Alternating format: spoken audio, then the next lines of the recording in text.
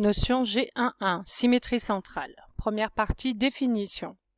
Deux figures sont symétriques par rapport à un point O lorsque les deux figures, qu'on pourrait remplacer par L, se superposent, donc comme pour la symétrie axiale, mais cette fois-ci on ne fait pas un pliage pour la symétrie centrale, se superposent par demi-tour. Et il faut préciser comment. Et donc, quand on fait un demi-tour, il faut dire par rapport à quel point. Se superpose par demi-tour autour du point O. Vocabulaire, le point est appelé le centre de la symétrie. La symétrie par rapport au point O est appelée, donc on parlera de symétrie centrale.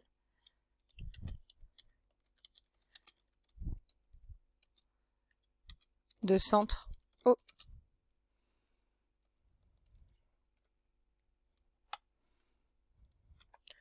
Exemple. Donc vous voyez, donc là on a une figure qui est A, B, C, D, E, c'est la figure F. On a le point O. Et donc sont symétriques, on fait un demi-tour autour du point O et on arrive ici. On aurait pu tourner dans l'autre sens. L'essentiel c'est bien de faire un demi-tour. Au niveau du vocabulaire, on dit que les figures F et F' sont symétriques par rapport à point O, ou alors on peut dire que la figure F est l'asymétrique de la figure F' par rapport au point O, ou que la figure F' est l'asymétrique de la figure F par rapport au point O. Propriété. Une figure et son symétrique par rapport à un point sont superposables. On l'a vu dans la définition. Donc pour être superposables, ça veut dire que les deux figures, elles ont forcément la même forme. Ce qui veut dire qu'elles ont les mêmes longueurs, les mêmes mesures d'angle, les mêmes aires.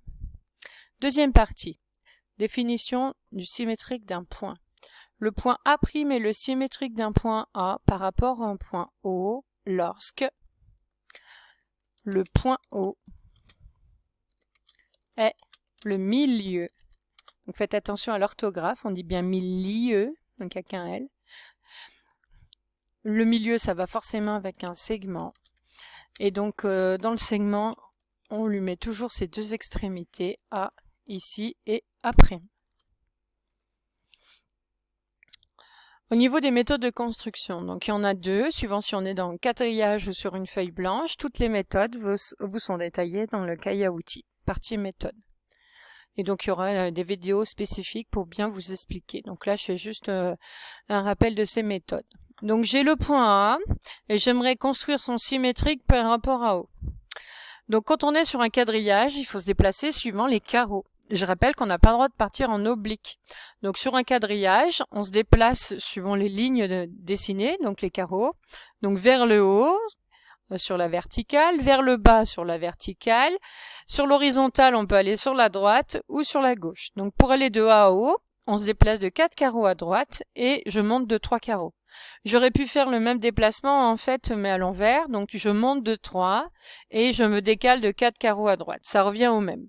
Une fois qu'on est arrivé au point O, on effectue le même déplacement. Donc on a fait 4 carreaux vers la droite, 3 vers le haut et on place le point A'. Une fois qu'on a fini, on code les longueurs égales.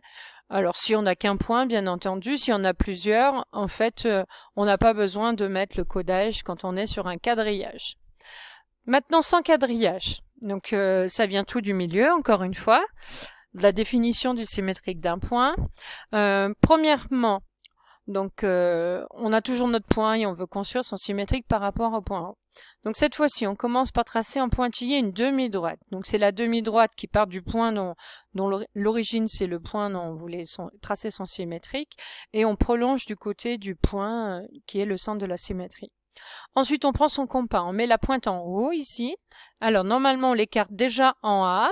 Vous voyez, là on peut tracer un petit arc de cercle en A pour vérifier que quand je trace au compas, je suis bien pile sur le point A et pas légèrement décalé.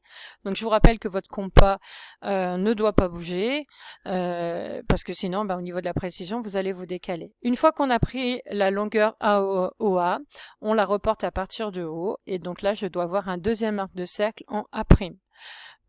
Donc là, après, je place mon point A', et une fois que j'ai fini, je code. Et au niveau du codage, on doit avoir le codage des milieux.